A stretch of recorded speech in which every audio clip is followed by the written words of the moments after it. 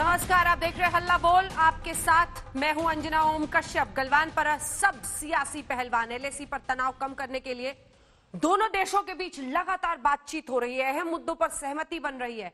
भारत ने कड़े तेवर दिखाए हैं और चीन शांति बहाली करने के लिए हर उपाय करने के दावे भी इस वक्त कर रहा है। लेकिन इन सब के बीच राजनीति कम होने का नाम नहीं ले रही। विपक्ष लगातार सरकार को घेर रहा है। सीडब्ल्यूसी की बैठक में आज सोनिया गांधी और कांग्रेस के दूसरे नेताओं ने जमकर सरकार पर निशाना साधा। ये रिपोर्ट फिर चर्चा की शुरुआत। हमारे साथ डॉक्टर संबित पात्रा, राष्ट्रीय प्रवक्ता भारतीय जनता पार्टी के जुड़ गए हैं। पवन खेड़ा जी हमारे साथ जुड़ गए हैं, कांग्रेस पार्टी के प्रवक्ता, इस चर्चा में शामिल होने के लिए। लेकिन डिबेट से पहले ये रिपोर्ट।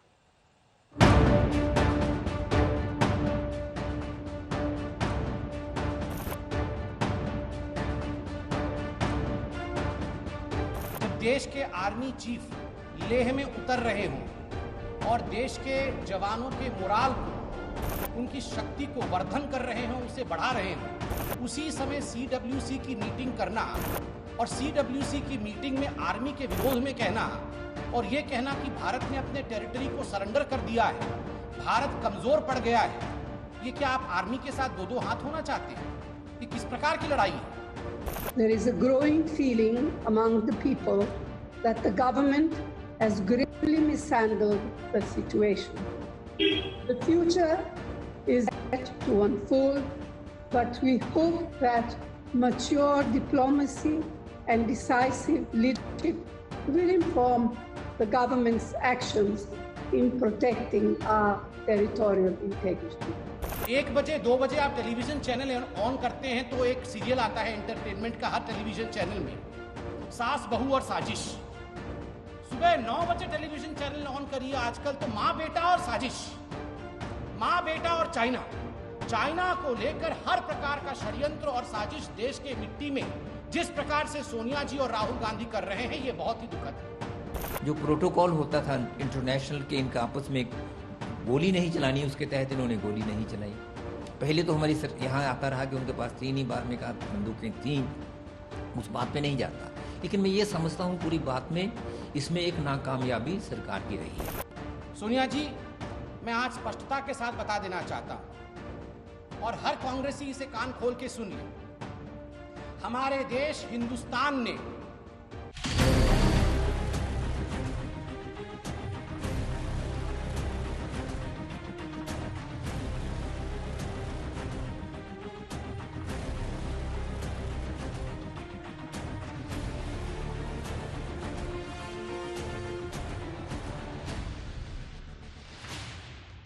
लगभग 50 दिन बाद भारतीय चीन विवाद पर सहमति बनी।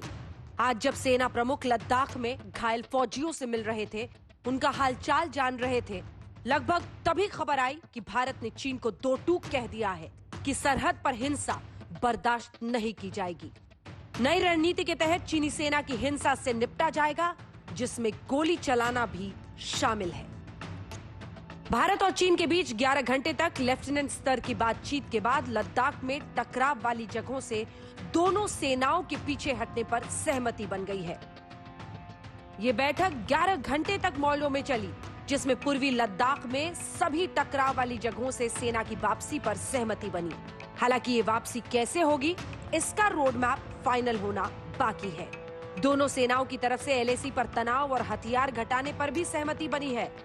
भारत ने कई शर्तें भी रखी। एक तो 5 मई को पैंगोंग त्सो के टकराव के पहले की परिस्थिति फिर से बहाल हो। इसका अर्थ यह है कि चीन को फिंगर 4 से वापस जाना होगा और फिंगर 4 और फिंगर 8 के बीच चीन को अपने सभी बंकर, टेंट, निगरानी पोस्ट हटाने होंगे। फिंगर 8 तक पूरी जमीन भारत के कब्जे में रहेगी। इसके साथ ही भारत ने यह शर्त भी रखी है कि भारत के हिस्से में सड़क निर्माण का कार्य चलता रहेगा। 6 जून को भी भारत चीन की सेना के बीच ऐसी ही सहमति बनी थी, लेकिन ठीक 9 दिन बाद चीन ने गलवान में छुरा घोंपा था। गलवान के अलावा भारत की नजर रहेगी पैंगोंग झील और हॉट स्प्रिंग्स से चीनी सेना की वापसी पर। भारत ने चीन से पूरी तरह से वापसी पर समय सीमा भी मांगी है। जिस गलवान की खूनी झड़प में 20 भारतीय सैनिक और कई चीनी सैनिक मारे गए, उस टकराव पर भी चर्चा हुई। ये संकेत है कि चीन अब इस फजीहत से आगे बढ़ना चाहता है। इधर सेना चीफ MM नरवणे आज लद्दाख के दौरे में जमीनी परिस्थितियों का जायजा लेने पहुंचे थे। उन्होंने घायल सैनिकों से भी मुलाकात की और बहस से पहले अब आपको आज का सियासी अपडेट भी दे दें। आज CWC की बैठक में सोनिया गांधी ने सरकार को जमकर घेरा। There is a growing feeling among the people that the government has gravely mishandled the situation. The future is yet to unfold, but we hope that mature diplomacy and decisive leadership will inform the government's actions in protecting our territorial integrity. जवाब देने के लिए BJP के राष्ट्रीय प्रवक्ता संबित पात्रा ने मोर्चा संभाला। इस बार जो स्टैंड ऑफ है जिसमें बताया जा रहा है कि चीन ने कोई कब्जा कर लिया है, उस पे बहुत स्पष्ट रूप से प्रधानमंत्री जी ने बयान दिया है कि किस प्रकार लीगेसी इश्यूज हैं। 43,000 स्क्वायर किलोमीटर ये लीगेसी इश्यूज हैं, किंतु वर्तमान में जो स्टैंड ऑफ हुआ, जिसकी अभी डीएस्केलेशन की बात चल रही है, उसमें हमारे देश पर कोई कब्जा नहीं हुआ है। हां, अगर कब्जा हुआ है तो मां बेटे के मन के ऊपर 2008 के MOU के पश्चात हमें डर है, चीन का कब्जा हो चुका है। सुलगता सरहद इस देश में अक्सर सियासी संभावनाएं लाता रहा है, तो आज ये रवायत क्यों टूटे? आज तक ब्यूरो। चर्चा की शुरुआत करने का वक्त हो गया है, लेकिन बड़ी खबर आ रही है। भारत सरकार ने यह फैसला लिया है, जासूसी के आरोप की वजह से पाकिस्तान उच्चायोग से 50% कम किया जाएगा स्टाफ।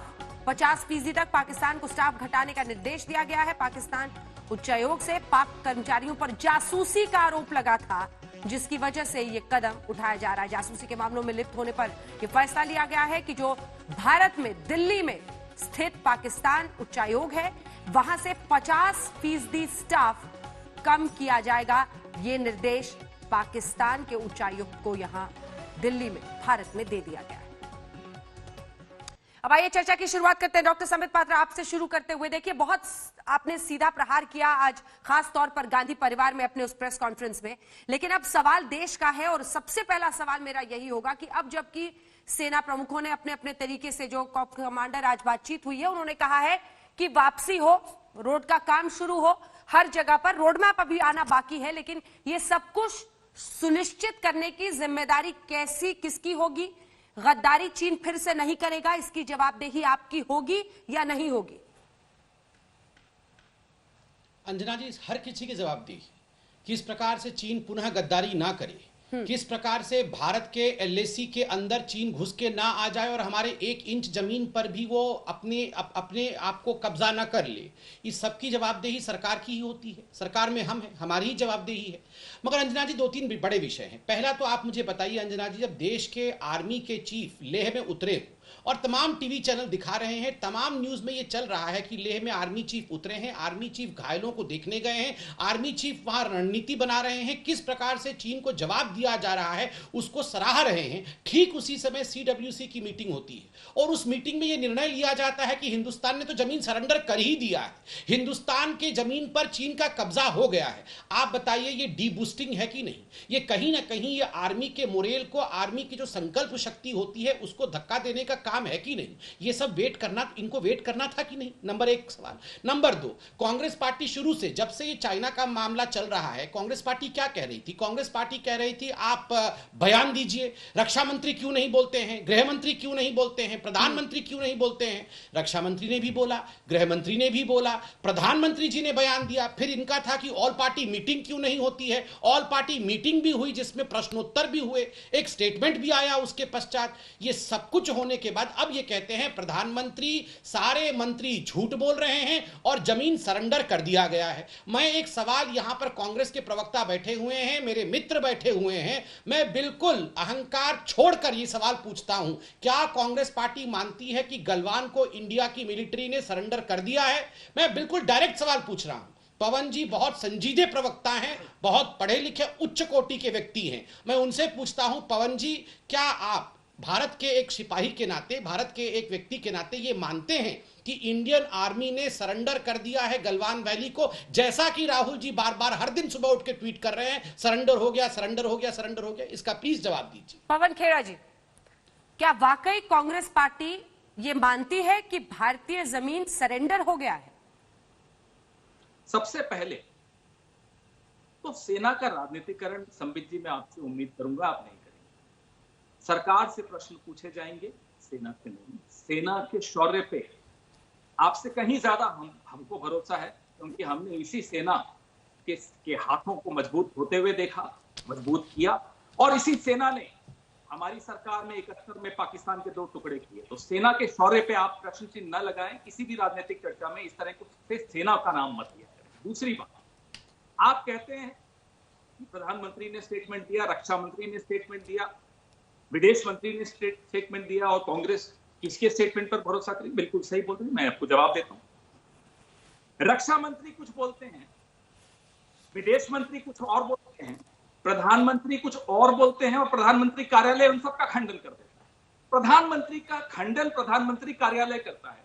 आज अंजना जी ने अभी हेडलाइन पढ़ी और बताया कि चीन पीछे हटने को तैयार है। कहां से पीछे हटने को तैयार है संबित जी? आप तो कहते हैं आया ही नहीं, 1 इंच भी जमीन पर नहीं आया, तो पीछे कहां से हट रहा है? क्या बीजिंग से और पीछे हट जाएगा? हम यही तो कह रहे हैं कि Galwan valley, Pangong lake, hot springs, finger 4 से फिंगर 8 का इलाका, क्या जहां 1 अप्रैल 2020 तक भारत की सेना मजबूती से गश्त करती थी, क्या 23 जून को भी कर पा रही है? उसका जवाब अंजना जी की हेडलाइन से हमें मिल गया कि नहीं, अभी नहीं कर पा रही। लेकिन हाँ, चीन पीछे हटने को तैयार हो गया। वो पूरा चीन पर भरोसा, आपको बहुत लंबा समय मिला था, मुझे बोलने दीजिए। चीन पर भरोसा कभी मत करिएगा, संबित जी आप भी समझते हैं। आपने मुझे कहा मैं सिर्फ उंगली उठाया हूं लोकतांत्रिक तरीके से। हाँ, ठीक बात है, आप हाथ भी उठा लीजिएगा, कोई बात नहीं। आपने कहा कि जब सैन्य अध्यक्ष वहां हैं तो सीडब्ल्यूसी क्यों हुई? मैं आपको याद दिला दूं, पार्लियामेंट स्ट्रीट पुलिस स्टेशन का रिकॉर्ड जांच करवा लीजिएगा। 62 का युद्ध चल रहा था और पार्लियामेंट स्ट्रीट थाने के बाहर, पार्लियामेंट के बाहर अटल बिहारी वाजपेयी जी जनसंघ का एक बहुत विशाल प्रदर्शन कर रहे थे नेहरू जी के खिलाफ, युद्ध के बीच में कर रहे थे। और याद दिला दूं 2013 तो अभी की बात है, आप तो तब बड़े कर्मठ स्पोक्समैन थे तब भी। 2013 में जब चीन से कुछ तनाव हुआ तो अडवाणी जी, सुषमा जी, जेटली साहब सब जाते थे राष्ट्रपति प्रणब मुखर्जी साहब से मिलने, और टीवी पर आकर कहते थे क्या उपकरण इस्तेमाल किए जाएंगे, क्या हथियार हैं हमारे पास जो हम चीन के खिलाफ इस्तेमाल करेंगे। ये सार्वजनिक पटेल के प्रश्न होते हैं, जरा आप मुझे बताइए। हमने नहीं कहा आप राजनीति कर रहे हैं, क्योंकि राजनीति करना ही उचित था उनके लिए उस वक्त, ये प्रश्न पूछना उचित था, लोकतांत्रिक उनका अधिकार था ये हमसे प्रश्न पूछना, क्योंकि हम सरकार में थे। वही अधिकार हमको भी है, अंजना जी को भी है, क्योंकि अंजना जी मीडिया है, हम विपक्ष हैं, बिल्कुल प्रश्न पूछेंगे, और सेना से नहीं सरकार से पूछेंगे। सेना पर पूरा भरोसा है। सरकार मजबूत है या नहीं, इस पे बहुत बड़ा प्रश्न चिन्ह लग चुका है, क्योंकि नेपाल भी आंख दिखा रहा है। 370 स्क्वायर किलोमीटर धरती पर हमारे कब्जा हो चुका है। उत्तराखंड के बॉर्डर डिस्ट्रिक्ट्स में नेपाल का रेडियो भारत विरोधी गाने सुनाता है। उत्तराखंड में तो आपकी सरकार है, जांच करवा लीजिएगा। धारचूला एफएम पे क्या गाने चल रहे हैं जरा सुन लीजिएगा। आप वह नहीं रोक पा रहे और कहते हैं कि सरकार पर भरोसा करिए। कौन करेगा सरकार पर भरोसा? सेना पर पूरा भरोसा है, मोदी जी की कूटनीति पर नहीं है, क्योंकि ढुलमुल है, कमजोर है और व्यक्तिवादी कूटनीति है। कहीं से भी विदेश नीति में विदेश नीति नहीं दिखती, सिर्फ मोदी मोदी मोदी दिखता है। कभी झूला झूलते हुए दिखता है, कभी चाय की चुस्कियां पीते हुए दिखता है। उससे नहीं काम चलता। क्या सेना की आड़ में सरकार जवाब देने से बच रही है? सीधा प्रश्न है संबित जी। बिल्कुल। देखिए अंजना जी, बहुत उदार पूर्वक मैं आपसे पूछ रहा हूं। मैंने एक बहुत सीधा प्रश्न पूछा था मेरे भाई पवन खेड़ा जी से कि क्या पवन खेड़ा जी एक व्यक्ति के रूप में, हिंदुस्तानी के रूप में मानते हैं कि मिलिट्री ने गलवान वैली को सरेंडर कर दिया है चाइना को, जैसा कि राहुल गांधी ने ट्वीट करके कहा है कि Galwan valley has been surrendered? जवाब नहीं दिया गया। आप पवन जी फिर भी आप 5 सेकंड लेके मुझे हाँ या ना में आप क्या मानते हैं? ले लिया है? ठीक है, थैंक यू, आपने उत्तर दे दिया। आप मैं उत्तर देता हूं। प्रधानमंत्री पवन जी का मानना है कि इंडियन एक सेकंड पवन भाई, आराम से आप उंगली उठा सकते हैं मेरी तरह। आपने नहीं सुना होगा, हो सकता है कुछ गूगल कर रहे हो। आपने कहा कि सरेंडर कर दिया है, ठीक है। नहीं, एक बार और मैंने सुन लिया अंजना जी, मैंने सुन लिया। आप मैं बोल लेता हूँ, उसके बाद बोल लेंगे पवन जी आराम से। मैं बोल लेता हूँ, आप बोल लीजिएगा, वरना मैं वो बोल ले फिर मैं आऊंगी आपके पास। पवन जी पहले संबित जी बोल ले, फिर मैं आऊंगी आपके पास इसका जवाब देने। ठीक। देखिए, पवन जी ने कहा कि हाँ ठीक है, इंडिया की मिलिट्री ने गलवान वैली सरेंडर कर दिया है। मैं यहाँ आज तक अंजना जी इंडिया की मिलिट्री ने गलवान वैली सरेंडर नहीं किया। आप काउंटर कीजिएगा, मेरी बात बोल लीजिएगा। हाँ, काउंटर कर लीजिएगा। मिलिट्री का मैं तो आपने नहीं बोला है, ठीक है, आपने नहीं बोला है, ठीक है, आपने नहीं बोला है, आपने नहीं बोला है। सुन लीजिए अंजना जी, प्लीज सुन लीजिए। चर्चा में अंजना जी देखिए, अंजना जी अगर मैं भी बीच में बोलता रहूंगा तो डिबेट नहीं हो पाएगा। एक बारी बारी से बोलेंगे तो अच्छा लगेगा। ये उचित नहीं है। सुन लीजिए, बिल्कुल, लेकिन सुन लीजिए।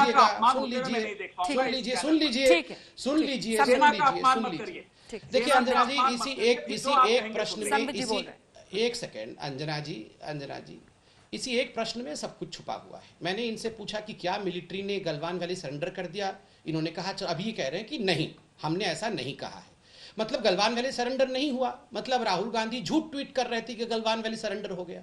अब देखिए, इनसे जब भी ये प्रश्न पूछेंगे तो ये इनका जवाब होता है, आप मिलिट्री को क्यों बीच में ला रहे हैं, आप मिलिट्री के खिलाफ बोल रहे हैं, मिलिट्री को का राजनीतिकरण हो रहा है, आप राजनीतिक रूप से बोलिए। देखिए, मोदी जी सरेंडर कर देते हैं, गलवान वैली सरेंडर हो गया, मतलब क्या मोदी जी सरेंडर करते हैं का अर्थ क्या है? कोई मोदी जी ने अपने घर का सिलेंडर सरेंडर कर दिया, मोदी जी ने अपना क्वार्टर सरेंडर कर दिया, मोदी जी ने अपना कोई सामान सरेंडर कर दिया? मोदी जी सरेंडर करने का मतलब होता है कि देश की किसी भूमि को सरेंडर किया है। और चूंकि राहुल गांधी ने कहा था कि गलवान वैली को सरेंडर कर दिया था, यह प्रश्न बहुत सटीक है कि क्या कौन सरेंडर करेगा?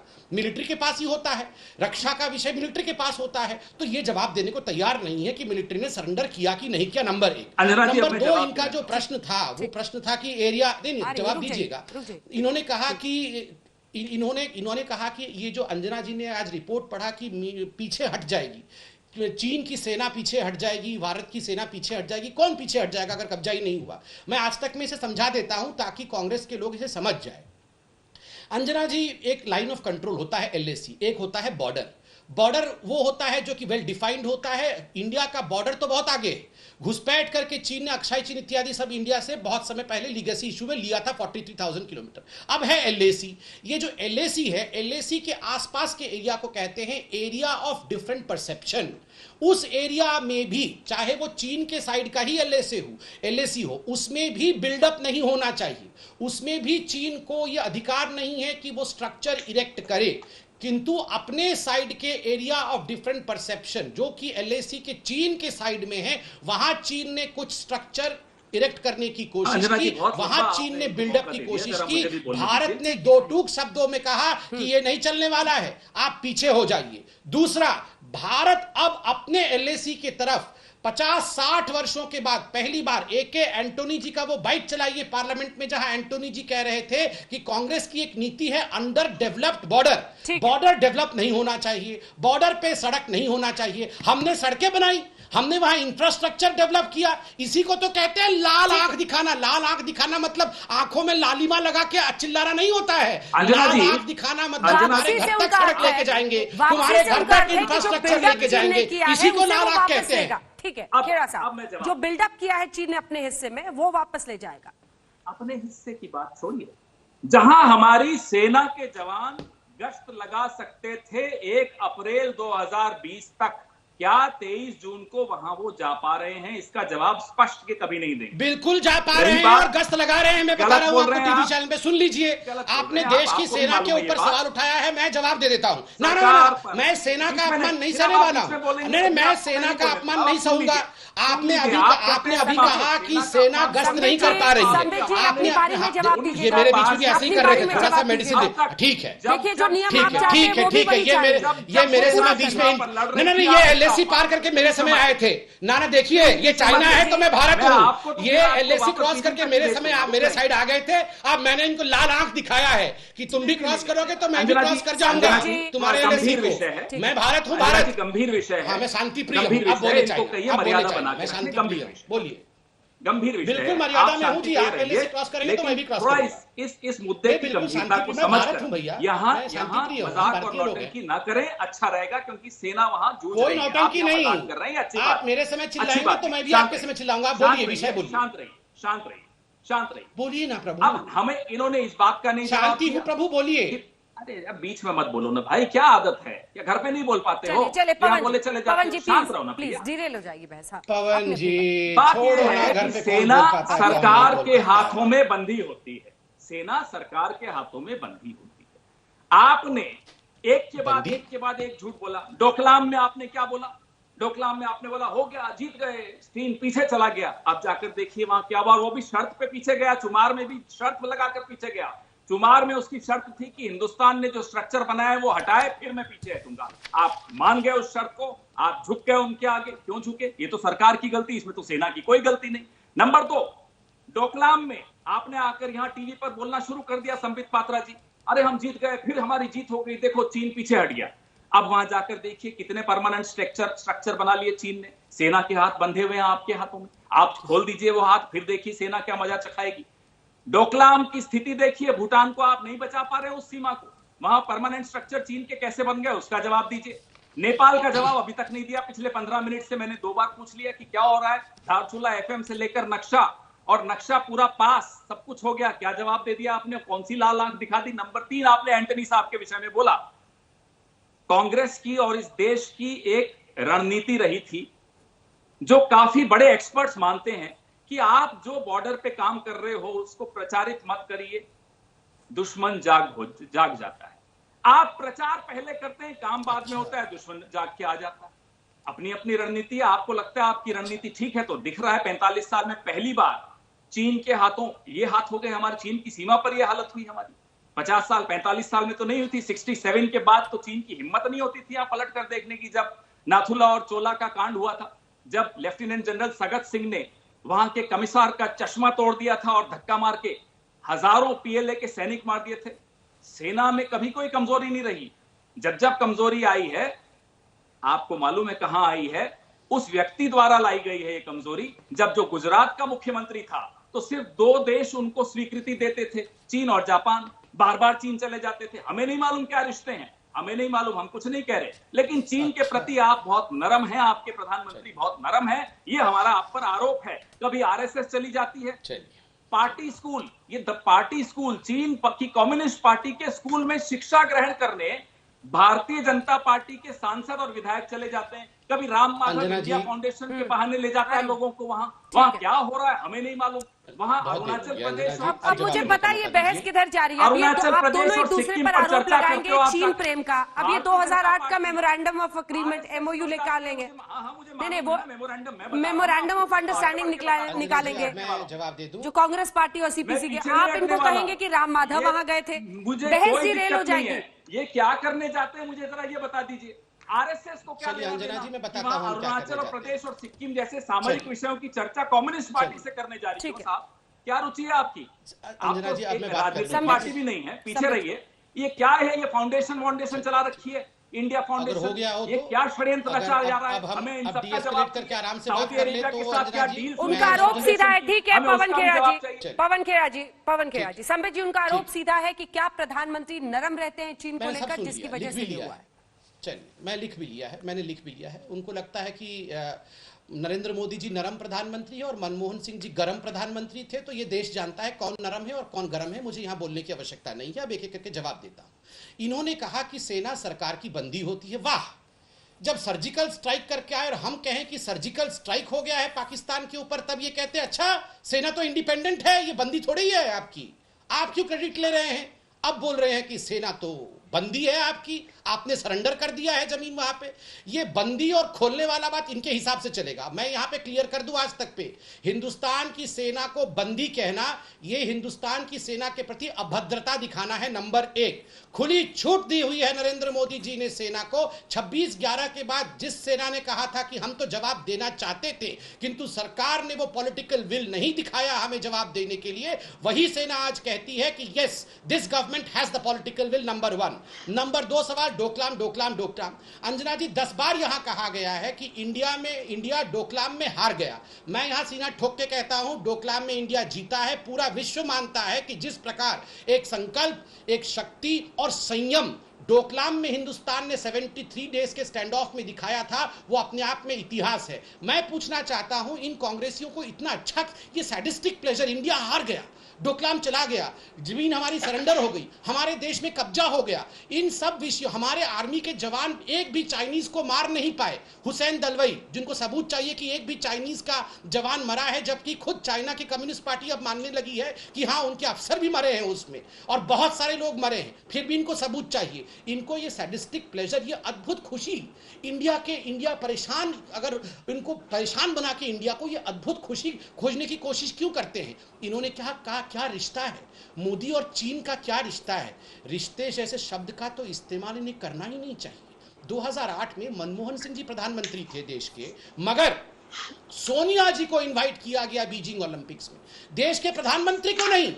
मुस्कुराती हुई सोनिया जी, वहां पर हाथ हिलाती हुई सोनिया जी बीजिंग में ओलंपिक्स में, और माँ बेटे जाके चुपके जिस एमओयू को साइन कर रहे थे, उस एमओयू के पीछे कंधे पर हाथ रख के, राहुल गांधी के कंधे पर हाथ रख के कौन खड़ा है?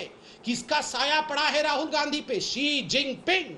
और मैं सवाल पूछना चाहता हूं, डोकलाम आपने 10 बार बोला, डोकलाम के समय चाइनीज टेंट के अंदर खाना कौन खा रहा था ऑनवॉय के साथ बैठकर? पहले तो आप लोगों ने मना किया, जब मीडिया ने इसको ब्रेकिंग न्यूज चलाया कि Rahul Gandhi and all family cot red handed inside the Chinese tent, आपने कहा नहीं ये झूठ बातें हैं। फिर मीडिया के हाथ जब ये फोटोग्राफ लग गया कि पूरा परिवार, वाड्रा क्लैन उस टेंट के नीचे चाइनीज ऑनवॉय के साथ षड्यंत्र कर रहा था, तब इनको मानना पड़ा। मैं आज सवाल पूछता हूं, ये communist party of China, Rahul Gandhi और सोनिया गांधी, मैं कांग्रेस को लाता ही नहीं हूं, मैं बोलता हूं सोनिया, राहुल और कम्युनिस्ट पार्टी ऑफ चाइना, इनके बीच में क्या रिश्ता है? और आपको क्या लगता है हम लोग ये सब खुलासा करेंगे? नहीं, वेट करिए, सारा कुछ खुलासा होगा। ऐसी ये सब बातें देश की जनता के सामने आएगी। नहीं, उस खुलासे से क्या पता चलेगा सर कि गलवान घाटी में ऐसी परिस्थिति क्यों बनी? मैं बता रहा, मैं अंजना जी 10 सेकंड लेता हूं आपका, आपने बहुत वाजिब प्रश्न पूछा है। देखिए अंजना जी, मैं बिना लड़े बहुत शांतिप्रिय तरीके से बोलता हूं, आप किसी भी एक्सपर्ट को बुला के पूछिए, ये जो चाइना वॉर करता है, इसका वॉर केवल इसकी मिलिट्री में कोई दम नहीं है। ये पीएलए है, ये मिलिट्री भी नहीं है, ये अनप्रोफेशनल आर्मी है, ये उनके पार्टी का एक विंग है। ये असली वॉर साइकोलॉजिकल वॉर करते हैं। ये घर के अंदर लोगों को तोड़ना, अपने सिस्टम को फेल करना, साइबर वॉर कराना, आपके सारे साइबर सिस्टम पे अटैक करना, बड़े बड़े नेताओं को खरीद लेना देश के अंदर, बड़े बड़े ऑपोजिशन लीडर्स को अपने चपेट में ले लेना और पूरे सिस्टम को हिला के रखना। ये आपको क्या लगता है, ये जो यूएस में अभी सिस्टम आप देख रहे हैं, तो यूएस में किस प्रकार से घुसपैठ करके एक बहुत बड़ा वहां पर रेसिज्म के नाम पे जो जलाना, मारना, काटना हुआ, ये सब भी हुआ है। यहां पर हिंदुस्तान में भी बहुत सारी कोशिशें चल रही है। इसलिए मैं कह रहा हूं कि हमको इस साइकोलॉजिकल वॉरफेयर में चाइना से जीतना है, और जो लोग रिश्ता चाइना से बनाए हुए हैं उनको एक्सपोज करना। ये सच है कि चीन एक प्रोपेगेंडा वॉर खेलता है, प्रोपेगेंडा वॉर खेलता है, अपने मीडिया के जरिए दूसरे देशों के मीडिया को अपने देश में खरीदकर ये प्रोपेगेंडा वॉर वो खेलता है। कहीं उसका हिस्सा तो नहीं? संबित जी जो कह रहे हैं बिल्कुल ठीक बोल रही हैं अंजना जी। हमारे कई मीडिया हाउसेज हैं जिसमें कंपनी चाइनीज कंपनीज का हिस्सा है, कई मीडिया हाउसेज हैं जहां चीन की कंपनियां पूरा एडवर्टाइजमेंट करती हैं, कई मीडिया हाउसेज हैं जहां मंथली बंधा हुआ है। बिल्कुल सही बोल रही हैं आप। लेकिन जो संबित जी कह रहे हैं साइकोलॉजिकल वॉरफेयर और नेताओं को खरीदते हैं, ये भी बिल्कुल सही। मैं बताता हूं, कुछ तो है दबाव, कहीं ना कहीं कोई दबाव तो होगा ही होगा। कि दलाई लामा का एक बहुत बड़ा इवेंट 31 मार्च 2018 को दिल्ली के त्यागराज स्टेडियम में होना था, चीन का दबाव आया, मोदी जी ने कैंसिल करवा दिया। आईडीएसए का एक बहुत बड़ी कॉन्फ्रेंस, एशियन सिक्योरिटी कॉन्फ्रेंस होनी थी 2018 में, चीन का दबाव आया, मोदी जी ने कैंसिल कर दिया। चीन जो थी, हम लोगों ने चीन को नेशन ऑफ कंसर्न की लिस्ट में रखा हुआ था, मोदी जी पर दबाव आया, उस नेशन ऑफ कंसर्न की लिस्ट से हटा दिया।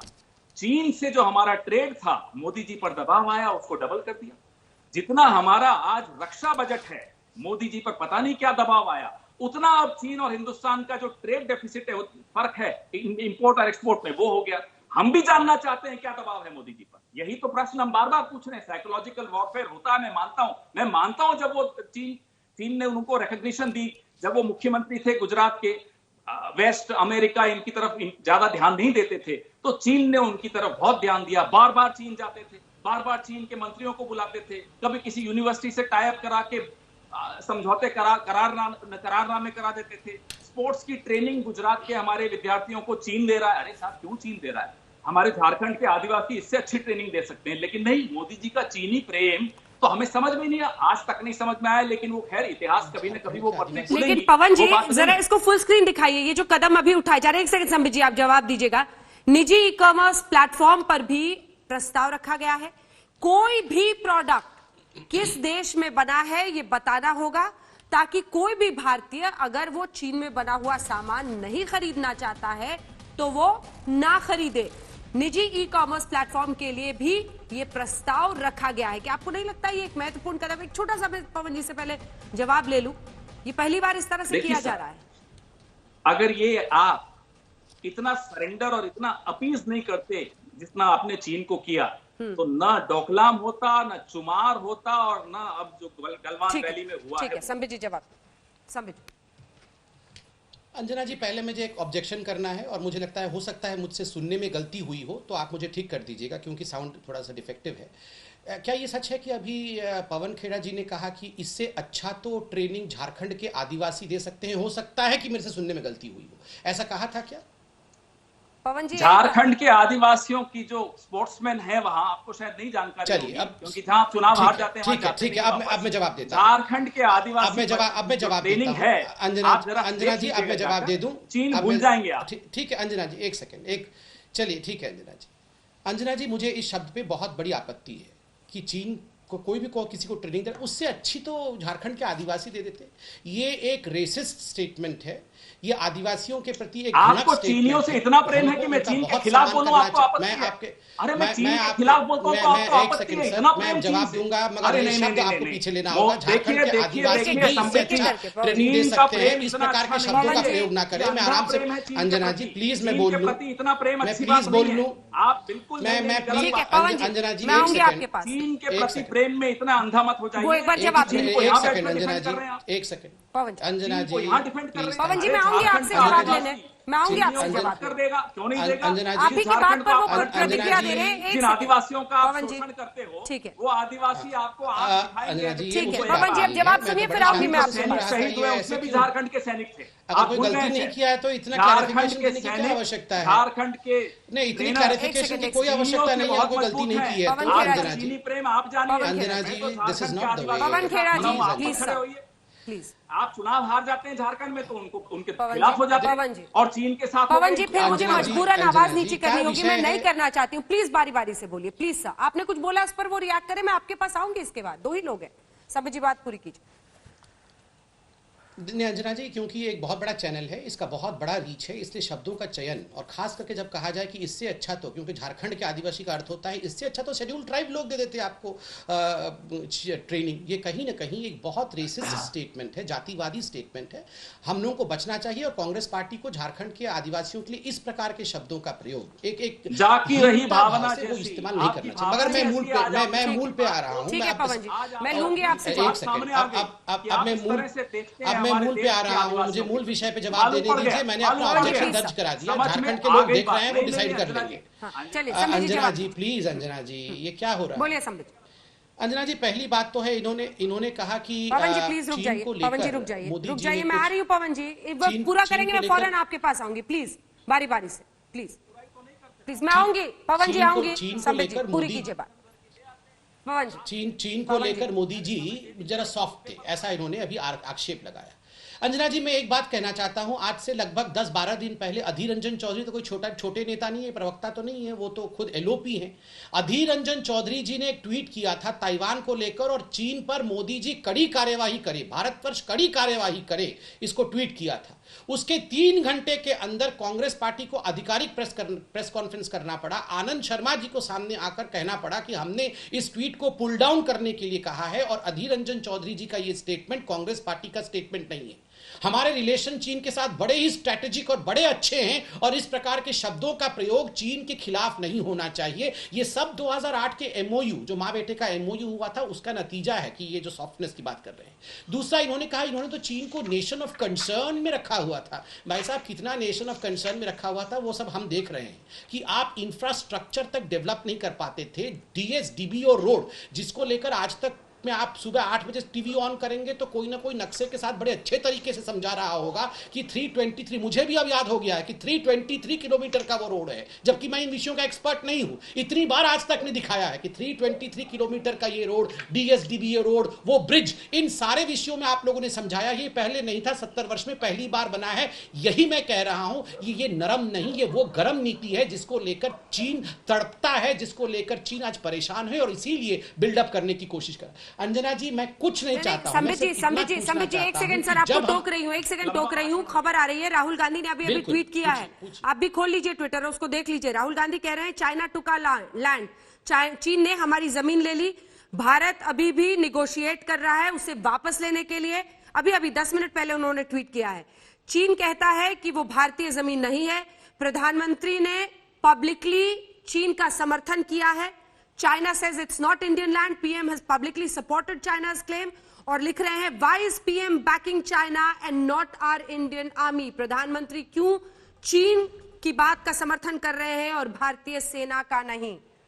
संबित जी, मतलब नहीं, आप ये बताइए, यहाँ सुबह ही टीवी ऑन करते हुए राहुल गांधी रोज कह रहे हैं कि हमारी जमीन हड़प ली गई, हमारा जमीन सरेंडर हो गया, और ये उल्टे प्रधानमंत्री से प्रश्न पूछ रहे हैं, जबकि आर्मी ने कहा है। अंजना जी, एक दिन आर्मी की स्टेटमेंट आई है कि हमने जमीन सरेंडर किया है।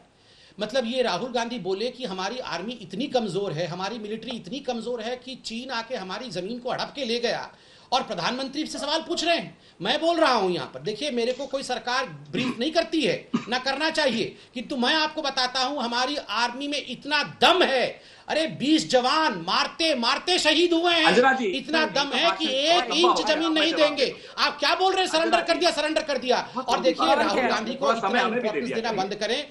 मैं कंप्लीट कर लूं, अंजना, क्योंकि मैं ट्वीट पर रिएक्शन ले रही थी, ट्वीट पर रिएक्शन ले रही थी, जब आप पूरा कर लीजिए। अंजना जी, पवन जी फौरन आ रही है, उसके बाद कंप्लीट कीजिए। ये बार बार मेरे एलएसी के अंदर घुसने का तुरंत प्रयास आऊंगी, कर रहे हैं। पवन जी। मैं नया भारत हूँ, ये चाइना मेरे एलएसी में घुस नहीं सकता है, मैं नहीं घुसने दूंगा अपने एलएसी में। रुक जाइए, आप वहीं पर रुकिए, अभी डीएस्केलेट पवन जी, वो कंप्लीट कर रहे हैं, डीएस्केलेट, कंप्लीट मैं कंप्लीट करने दीजिए, जल्दी। मैं कंप्लीट करने नहीं, जल्दी कंप्लीट क्यों करूं इनको? नहीं, एक बात अंजना जी, सर, आपने ट्वीट के पहले भी अपनी बात पूरी बोल ली थी, इसलिए संबित जी, संबित जी, आपने पूरी बात बोली। अंजना जी, अगर इनको प्रश्नों, अगर अंजना जी, राहुल गांधी ने एक प्रश्न पूछा है, उनको उत्तर चाहिए, तो मैं उत्तर ही दे रहा हूं ना। उत्तर चाहिए तो तभी ना। अगर इनको उत्तर चाहिए ही नहीं, केवल अटैक करना है, तो कैसे होगा? अब अरे सुनिए ना, आपके राहुल गांधी ने प्रश्न पूछा है, उत्तर दे रहा हूं। सुनिए, मेरे एलएसी में मत घुसिए, चाइना पीछे जाओ, मेरे एलएसी में मत घुसो। अंजना जी, इनको रोको जरा प्लीज, नहीं तो फिर मैं लाल आंख दिखा दूंगा। अंजना जी, ये ठीक नहीं है। देखिए, मैं लगातार पूरा कीजिए, बोलिए, पूरा कीजिए, वो चुप है सर, वक्त मत बर्बाद कीजिए, जल्दी से पूरा कीजिए संबित जी। अंजना जी, मैंने इनसे एक सवाल शुरू में पूछा था कि क्या आपको लगता है कि मिलिट्री ने गलवान वैली सरेंडर कर दिया था? उसका जवाब अभी तक नहीं दिया है। राहुल गांधी पुनः वही प्रश्न पूछ रहे हैं कि क्या हमने जमीन सरेंडर कर दिया है? जमीन कौन सरेंडर करता है? आर्मी ही तो होती है ना फ्रंट पे। मैं अभी फिर से सवाल पूछ रहा हूं, ये राहुल गांधी को लगता होगा कि हमने जमीन सरेंडर कर दिया है और आर्मी हार गई है? हमारी आर्मी हार ही नहीं सकती है। और ये राहुल गांधी टिकटॉक खेलने लायक है। ये नहीं, आज चाइना ने भी टिकटॉक रिलीज किया है, आपने देखा है वो टिकटॉक वाला वीडियो? वो जो चाइनीज सोल्जर एक जवान एक्टिंग कर रहा है बंदूक लेके, और उसको कोई जगा रहा है कि देखो हमारे जवान को बंदूक छुएगा तो वो जग जाएगा। ये दोनों टिकटॉक में है। वो चाइना भी टिकटॉक में है और ये राहुल गांधी भी टिकटॉक वाला है। टिकटॉक वाले को टिकटॉक में ही जवाब दे, टॉक में जवाब मत दीजिए इनको। देश इतना बुरी तरह से जूझ रहा है, देश की अर्थव्यवस्था इन्होंने तबाह कर दी, देश पूरी तरह से जूझ रहा है, तभी आप लोग राजनीति कर रहे हैं। शांत हो गए, आर्मी वहां पर खड़ी है, वहां पर आर्मी के चीफ, नहीं शांत हो जाइए। नहीं, ये मेरे समय ऐसे कर रहे थे ना अंजना जी, मेरे समय ऐसे ही कर रहे थे ना। ये इनको मेडिसिन मैं नहीं दूंगा फिर। अंजना जी, डिबेट तो ऐसा ही होगा। अगर ये मेरे एलएसी में घुसेंगे तो मैं इनके एलएसी में। अच्छा ठीक है, आपने राहुल गांधी पर सवाल किया, उनको जवाब तो देने दीजिए संबित जी, आप प्लीज। संबित जी, आपने राहुल गांधी पर सवाल किया, जवाब। 88,000 सैनिक इस माउंटेन स्ट्राइक कोर में आने थे, जिसके लिए 68,000 करोड़ का आवंटन हुआ। यूपीए ने 2013 में किया, 12-13 में आते ही इन्होंने उसको खारिज कर दिया। पता नहीं क्या दबाव था। अगर आज वो माउंटेन स्ट्राइक कोर होता तो ना डोकलाम होता, ना चुमार होता, ना गलवान होता। माउंटेन स्ट्राइक कोर को हटाते नेहरू नहीं होते तो ये सारा कुछ नहीं होता मेरे भाई। ना नेहरू होता ना ये पंगा होता। अरे छोड़ो, माउंटेन बकवास कोर बंद करिए, रुक जाइए। अरे ना नेहरू होता तो ये पंगा होता मेरे भैया। कहाँ माउंटेन कोर कर रहे हो आप? अब ना होता बौखलाहट देख रहे हैं नेहरू होते ना ये माउंटेन कोर वाला ना ये चाइना वाली प्रॉब्लम सारी होती। सारा कुछ करा धरा उनका है। सावरकर के बौखलाहट नहीं, सच्चाई है। सारा कुछ ये नेहरू जी का करा धरा है। बर्थडे मना रहे थे, अभी रुकिए 2-4 दिन में प्रेस कॉन्फ्रेंस करके बताएंगे क्या कर रहे थे उस समय। खंडूरी साहब ने 1962 में क्या कर रहे थे नेहरू जी, हम बताएंगे सर, बताइए। इनको उन्होंने कमिटी से बाहर कर दिया। ये 62 करते रहते हैं, देश के दुश्मन है ये, जो 67 भूल जाते हैं जब देश जीता। जहां जीता है वहां तो ये नाम भी नहीं लेंगे। जहां हार हुई तो वो देखिए त्योहार मना रहे हैं। अरे देश हारता है तो आप त्योहार अभी भी जीता हुआ है। जहां हार हुई, क्यों हार हुई? कहां सोए हुए थे नेहरू जी? क्या कर रहे थे? क्यों नहीं? अरे नेहरू जी ने क्यों पॉलिटिकल डिसीजन सही नहीं दिया? अभी आप 2012 के बारे में बता रहे थे, मैं 62 में गया। फिर मैंने बताया legacy issue, 43,000 square kilometre surrender करके यहाँ फिर आके आर्मी हार गई, सरेंडर कर दिया। क्या प्रेम है चीन के साथ? मैं बताता हूँ रिश्ता क्या है, मैं बताता हूँ। चलिए अब के पास क्या है? क्या वही प्रश्न, रिश्ता क्या है? रिश्ता क्या है मैंने बताया तो सही, रिश्ता क्या है? चीन से मोदी जी क्यों डरते हैं? मजबूत सेना, मजबूत देश। ठीक है, आपका सवाल ही रह जाएगा, जवाब तो सुनिए। समस्या इस देश में नहीं बहुत हो गया। देखिए अंजना जी, ठीक है, ब्रेक का टाइम हो रहा है, जल्दी से। अंजना जी, विद ऑल ड्यू रिस्पेक्ट, मजबूत अंजना जी आपको क्या लगता है ये कांग्रेस पार्टी जवाब के लिए यहाँ पर डिबेट कर रही है? आपका इनको जवाब चाहिए, ही रह आपको जाएगा लगता है पवन इनको जी, जवाब जवाब नहीं तो सुन चाहिए? लीजिए। सरकार भी कमजोर, सिर्फ सेना मजबूत है। मुझे अंजना जी आपको क्या लगता है ये राहुल गांधी और सोनिया जी जो सवाल पूछ रहे हैं उनको जवाब चाहिए? कैसे जवाब? मैं जवाब दे ही रहा हूँ, सुन लीजिए। मैं पूछ रहा हूँ अंजना जी, आपको क्या लगता है? मैं आप ही से पूछ रहा हूँ और हिंदुस्तान की जनता से पूछ रहा हूँ कि क्या कांग्रेस पार्टी जवाब चाहती है? वो जवाब नहीं चाहती है। गलवान पर सब सियासी पहलवान हल्ला बोल में आप देख रहे थे संबित पात्रा और पवन खेड़ा के बीच बहस। देखते रहिए आज तक।